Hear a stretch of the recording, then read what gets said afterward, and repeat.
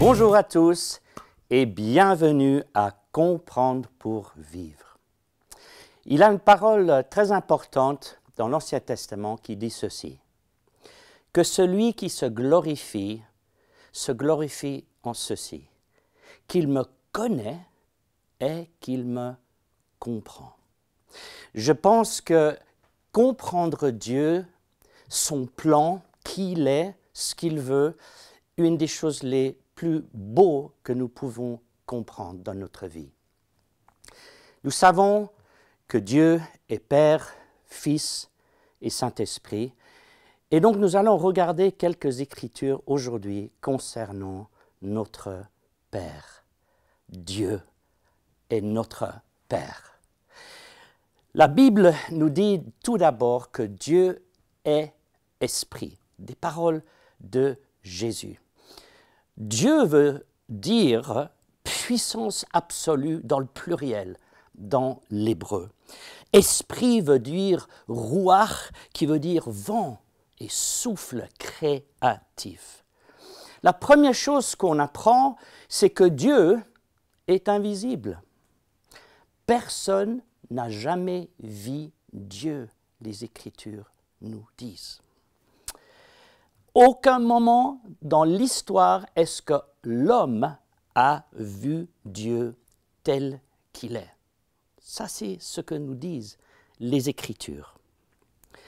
Jésus lui-même a dit « Vous n'avez jamais entendu sa voix, ni vu sa forme. » Et Jésus voulait dire ceci, c'est que, bien sûr, au baptême de Jésus, on entend une voix du ciel qui dit « Voici mon Fils ». Mais ce que Jésus voulait dire par cela, c'est que personne n'a vu Dieu et entendu sa voix tel qu'il est. Dieu est esprit en dehors de les deux dimensions dans lesquelles nous vivons. Dieu est invisible. Une autre chose que la parole nous dit, c'est que Dieu est immortel. Seul Dieu a l'immortalité. Et ça, c'est une grande chose à découvrir. On verra dans d'autres séries. L'immortalité, seulement Dieu l'a. Il est et il n'a pas de début. Il n'a pas de fin.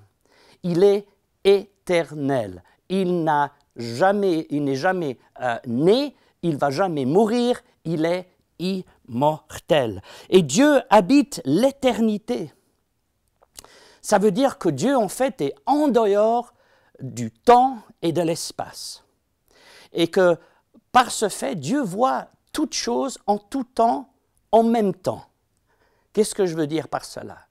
Si moi je sors d'ici, j'irai dans la rue, je verrai le trafic passer et je vois la rue où ça commence et où ça finit. Et les voitures passent devant moi. Dieu voit toutes les routes et tous les autos dans le monde entier en même temps et pendant tout le temps de l'histoire du monde. C'est compliqué. On peut se dire, mais comment? Et c'est ça pourquoi Dieu dépasse notre compréhension. Mais voici pourquoi il sait toutes choses. Mais c'est une bonne chose à savoir que ce Dieu est notre Dieu. Il connaît tout. Pas de surprise. Il voit tout en tout moment. Un autre verset dans la parole, le psalmiste dit « Où irai-je loin de ton esprit ?» Et on voit beaucoup de caractères dans la parole de Dieu qui essayent de fuir la présence de Dieu. Sachez que où vous y allez, Dieu est là. Il est omniprésent, partout, en même temps.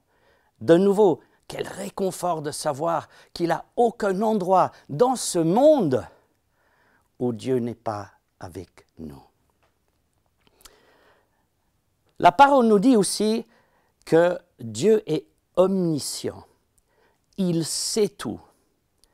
On a des grands ordinateurs de nos jours et nous sommes époustouflés avec l'intelligence artificielle. Mais il a deux exemples que Jésus a donnés qui nous montrent à quel point Dieu connaît tout.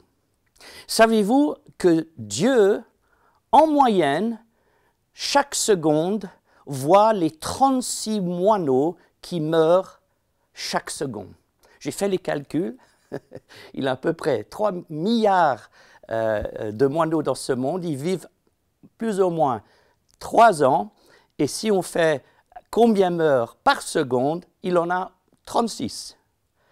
Et Dieu, la parole nous dit, il n'a aucun moineau qui tombe à terre sans que notre Père le sache. N'est-il pas merveilleux que ce Dieu connaît tout? Il a également dit, tous les cheveux sur votre tête sont comptés. Et j'ai également regardé la moyenne de chute de cheveux sur une personne, entre 50 et 100, j'ai fait la moyenne de 75, et après j'ai pris le monde de 8 milliards de personnes, chaque seconde il a 19 000 cheveux qui tombent des têtes des hommes, et Dieu est au courant de chacun de ces cheveux. C'est merveilleux de savoir, Dieu connaît tout. Alléluia. Une chose à laquelle nous pensons souvent, c'est que Dieu est omnipotent. Le pouvoir, appartient à Dieu. Rien n'est impossible à lui. Il détient toutes choses par la puissance de sa parole. Avec Dieu, on sait qu'il peut tout à tout moment, où il veut, quand il veut, avec qui il veut. C'est tellement merveilleux de savoir que nous sommes dans ses mains. Et à moins que nous restons dans ses mains, parce qu'on peut sauter, à moins qu'on reste dans ses mains, sa puissance va nous garder jusqu'à la fin de nos jours. Un autre traître de notre Père, Jésus a dit que personne ne connaît le Père si ce n'est le Fils. Pourquoi? Parce que seul le Fils est sorti du Père. Seul le Fils de Dieu sait comment le Père il est. Lui, il a vu le Père, mais nulle autre personne ne le connaît. Jésus a aussi dit ceci, « Mon Père est plus grand que moi ». C'est-à-dire Jésus-Christ a dit que le moment de son retour pour son épouse, pour son peuple, venait à une heure que lui, il ne connaissait pas. Limité, mais Dieu, son Père et notre Père, c'est toute chose en tout moment.